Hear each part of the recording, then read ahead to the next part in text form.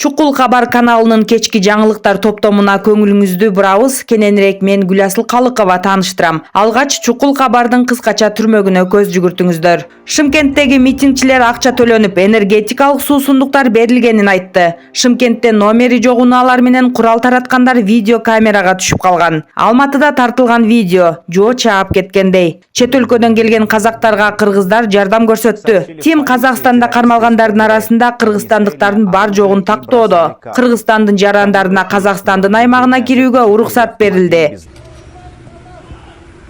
Видеодон өрттөнгөн автобус, автоунааларды, талкаланган күйгөн имараттарды көрүүгө болот. Мэриясынын бет маңдайы капкара болуп калган. Казак бийлиги акырындык менен бардыгын калыбына келтире баштады. Бирок кырдаал турукташты деп айтуу али эрте. Кээде Алматынын айрым райондорунан атылган мылтыктын үндөрү угулууда. Казакстандын күч түзүмдөрү куралчан адамдардан шаарды тазалап жатканы айтылды.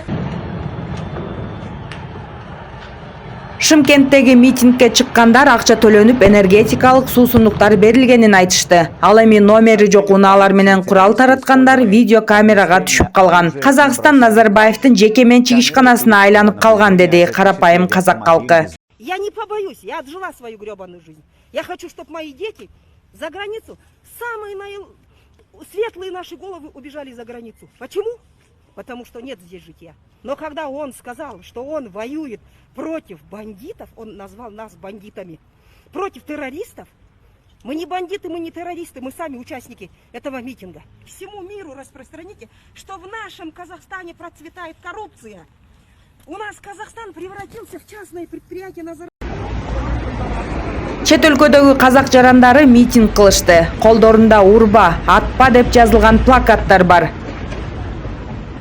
Чет өлкөдөн транзиттик жол менен келген казактарга кыргыздар жардам көрсөттү. Манас аэропортунда турган казактар ыраазычылык билдирди. Уважаемые граждане Кыргызстана, представители общественных объединений, волонтеры, разрешите высказать вам благодарность от лица посольства Казахстана в Кыргызстане за вашу всемирную помощь, за отклики, за фактическую помощь в организации встречи наших граждан, прибывающих из-за рубежа.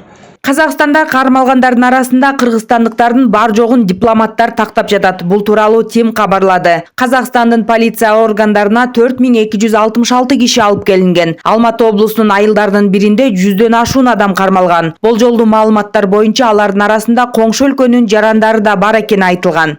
Казакстандын биринчи президенти Нурсултан Назарбаев учурда өлкөнүн Борбор шаарында. Мындай билдирүүнү анын маалымат катчысы Айдос Укибай тараткан. Чындыкка дал келбеген маалыматтарды таркатпоону суранабыз. Ал бир катар жолугушууларды өткөрүп, мамлекет башчы Касым-Жомарт Токаев менен түз байланышта. Шериктеш мамлекеттердин башчылары менен телефон аркылуу сүйлөштү. Назарбаев өлкө бүтүндүгүн камсыз кылып, азыркы кырдаалдан чыгуу үчүн бардыгын Казакстандын президентинин айланасына чогулууга чакырат деп билдирген маалымат катчы. Буга чейин айрым жымыкалар Назарбаевдин өлкөдөн чыгып кеткенин жазып чыгышкан.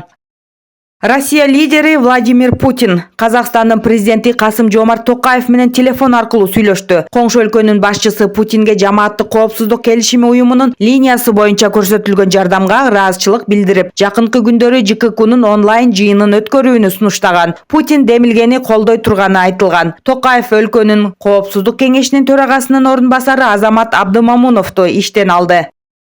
COVID-19 байланыштуу болгон чектөөлөрдү эске алуу менен Кыргызстандын жарандарына Казакстандын аймагына кирүүгө уруксат берилди. Бул тууралуу Улуттук коопсуздук мамлекеттик комитетинин чек ара кызматы маалымдады. Ага ылайык Кыргыз-Казак мамлекеттик чек ара аймагындагы өткөрүү жайларынын иштөө тартиби өзгөргөн. 8 январдын саат 19:30 карата Ак Тилек Кара Суу өткөрүү жайлары штаттык режимде иштеп баштады. Эч кандай тоскоолдуксуз транспорт каражаттары кирип чыга алат. Кыргыз-Казак мамлекеттик чек ара аймагындагы башка көзөмөл өткөрүү жайларында убактылуу чектөөлөр сакталат. Токаев 10 январды улуттук аза күтүү күнү деп жарыялады. Казакстандын бир нече аймагында болгон наразычылык акцияларында жарандар менен катар күч түзүмдөрүнүн кызматкерлери да көз жумган. Расмий бийлик каза тапкандардын так санын айта элек. Мына ушундай чукул кабарлар менен кечки жаңылыктар топтомун жыйынтыктайбыз. Сиздер менен Гүласыл Калыкова болду. Саламатта туруңуздар.